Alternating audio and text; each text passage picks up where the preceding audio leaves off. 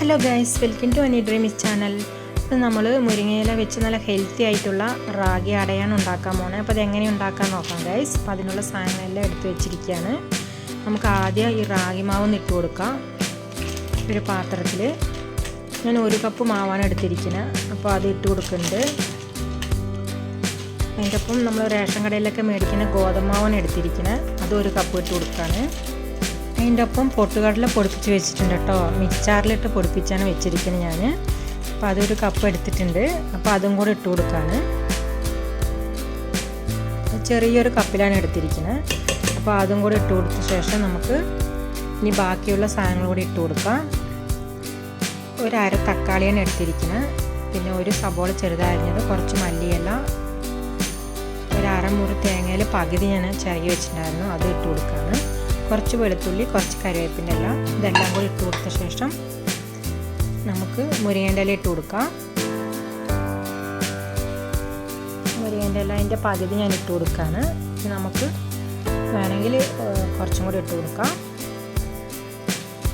നമുക്കിതെല്ലാം ഇട്ട് കൊടുത്ത ശേഷം പാകത്തിന് ഉപ്പിട്ട് കൊടുക്കാം.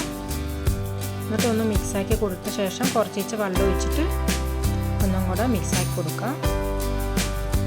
എന്നിട്ട് മാവ് ഒന്ന് കുഴച്ച് മിക്സാക്കി ഒരു 5 മിനിറ്റ് മാറ്റി വെച്ച ശേഷം നമുക്ക് ഉണ്ടാക്കാം. പാകത്തിന് വെള്ളം ഒഴിച്ചിട്ട് വേണം ഒന്ന് മിക്സാക്കാൻ. അധികം ആകരുത്, വെള്ളം കൂടിപ്പോയാൽ കൊള്ളത്തില്ല ഗൈസ്. അതുകൊണ്ടാണ് നമ്മൾ പാകത്തിന് ഒഴിച്ചിട്ട് ഒന്ന് മിക്സാക്കി കൊടുക്കണം. ഒരു 5 മിനിറ്റ് മാറ്റി വയ്ക്കാം. മുരിങ്ങേൻ്റെ ഇല ഇട്ടിട്ട് ഇതുപോലെ അടയുണ്ടാക്കി കഴിക്കുകയാണെങ്കിൽ നല്ല ഹെൽത്താണ്. കുട്ടികൾക്കൊക്കെ ഉണ്ടാക്കി കൊടുക്കാം. പിന്നെ ഡയറ്റ് പോലെ ചെയ്യുന്നവർക്ക് ഇത് ട്രൈ ചെയ്യാം.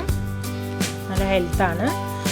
നമുക്കൊന്ന് മിക്സാക്കി വെച്ച ശേഷം ഒരു ദോശക്കല്ല് അടുപ്പത്ത് വെച്ച് കൊടുത്തിട്ടുണ്ട്. അത് ചൂടായത് നമുക്കിതുപോലെ വെച്ചിട്ട് പരത്തി കൊടുക്കാം. എന്നിട്ട് അതിലേക്ക് ബട്ടറോ ഗീയോ ഒഴിച്ചിട്ട്, അല്ലെങ്കിൽ വെളിച്ചെണ്ണ ഉണ്ടെങ്കിൽ അത് ഒഴിച്ച് കൊടുക്കാം. എന്നിട്ട് നമുക്ക് തിരിച്ചും മറിച്ചും വേവിച്ചെടുക്കാവുന്നതാണ്. ഞാൻ 2 അടയാണ് ഇതുപോലെ ഉണ്ടാക്കിയെടുക്കുന്നത്. അപ്പോൾ അതിനുള്ള മാവ് ഞാൻ കുഴച്ച് വെച്ചിട്ടുണ്ടായിരുന്നുള്ളൂ. അപ്പോൾ നമുക്ക് വേണമെങ്കിൽ ആൾക്കാരുടെ അനുസരിച്ച് മാവ് കുഴച്ചെടുത്ത് ഇതുപോലെ ഉണ്ടാക്കിയെടുക്കാം.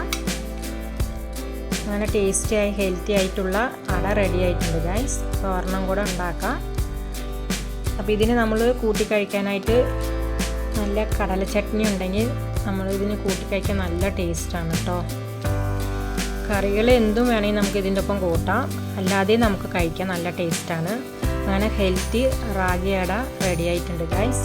മുരിങ്ങേൻ്റെ ഇല ഇട്ടത്. ഇതെല്ലാവരും ഒന്ന് ട്രൈ ചെയ്ത് നോക്കിയിട്ട് കമൻറ്റിൽ അറിയിക്കാം.